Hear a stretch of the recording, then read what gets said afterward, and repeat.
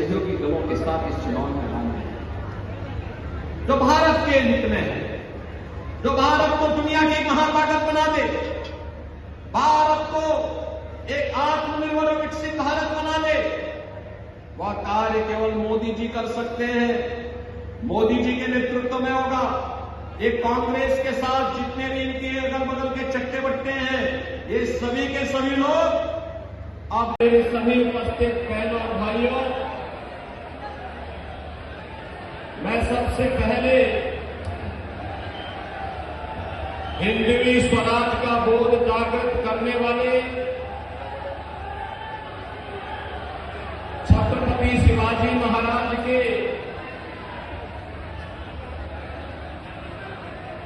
पवित्र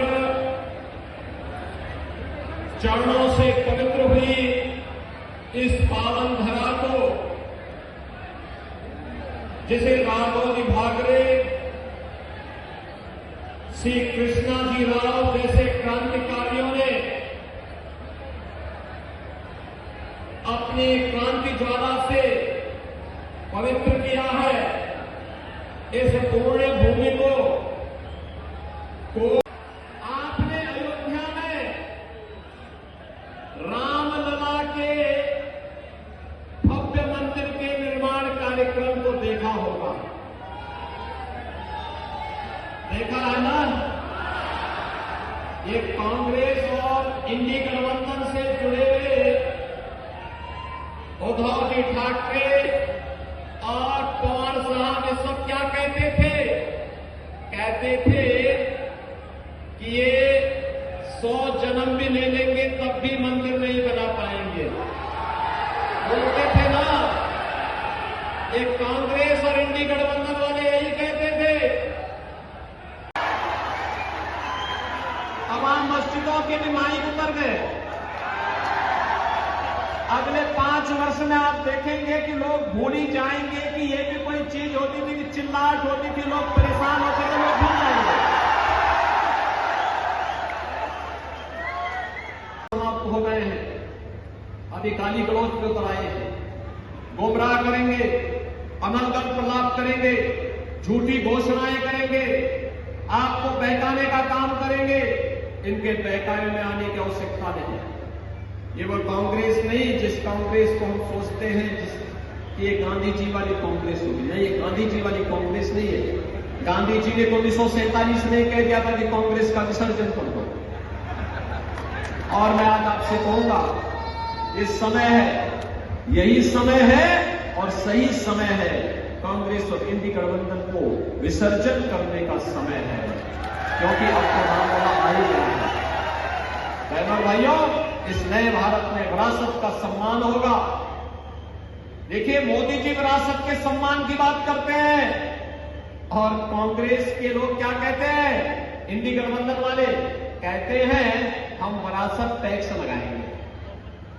अरे मेहनत आपके बाप दादा, राम मंदिर का निर्माण भी हुआ, रामलला विराजमान भी हुए, कहीं तिनका नहीं हिला, तिनका नहीं हिला, तिनका तो बात बहुत दूर की है।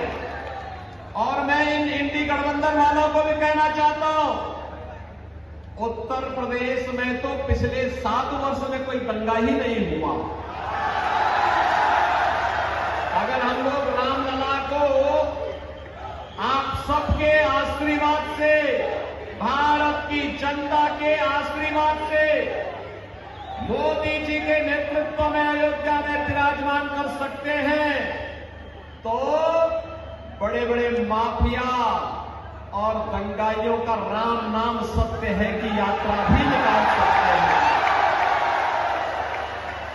और ये हुआ है ना, देखो पहले जो बड़े बड़े माफिया वहां पर सत्ता का संचालन करते थे, धमकाते थे, अराजकता फैलाते थे, बेटी और व्यापारी की सुरक्षा के लिए खतरा बने हुए थे, वहां के विकास के बैरियर बने हुए थे, हमने बुलडोजर चला करके एक झटके में उनकी सफाई कर दी।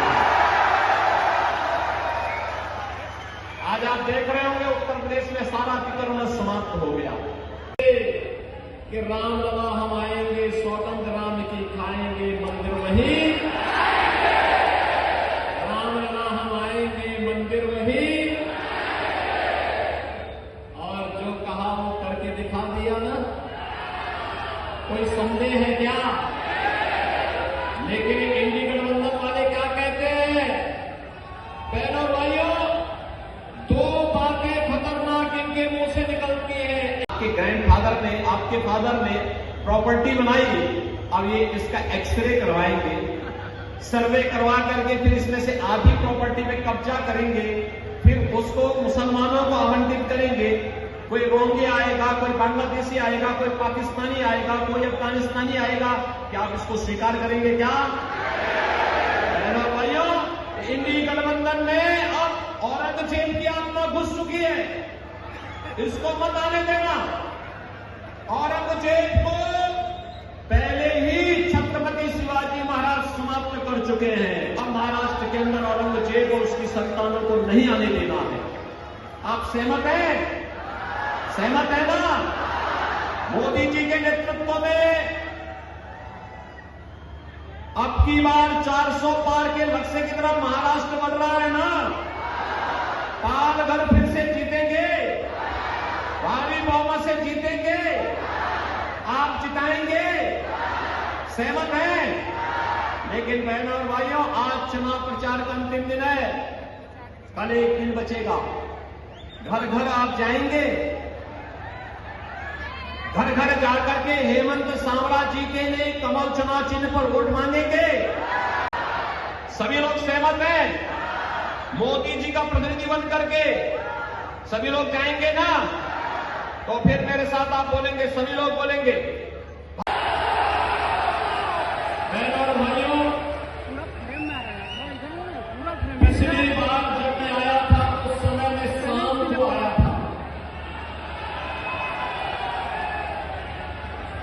और इस बार मैं आया हूं तो लोकसभा चुनाव में भारतीय जनता पार्टी और एनडीए के प्रत्याशी के लिए तो चंद्रशेखर बावनकुळे जी मुझे दोपहर में आपके बीच लेकर के आए हैं। ये चीजें दिखाती है कि जब पिछली बार मैं आया था तो कांग्रेस का सूर्य अस्त करने के लिए आया हूं,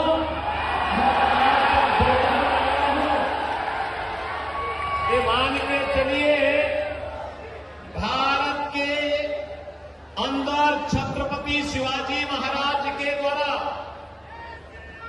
जिस हिंदवी स्वराज की स्थापना की थी मोदी जी के नेतृत्व में, अब वह बनकर के रहेगा। कोई माई का लाभ उसको रोक नहीं पाए। महाराष्ट्र के अध्यक्ष श्रीमान चंद्रशेखर बावनकुळे जी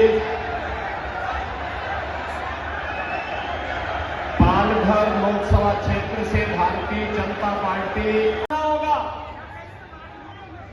हर बेटी को पूरी सुरक्षा देना होगा, हर व्यापारी को संरक्षण देना।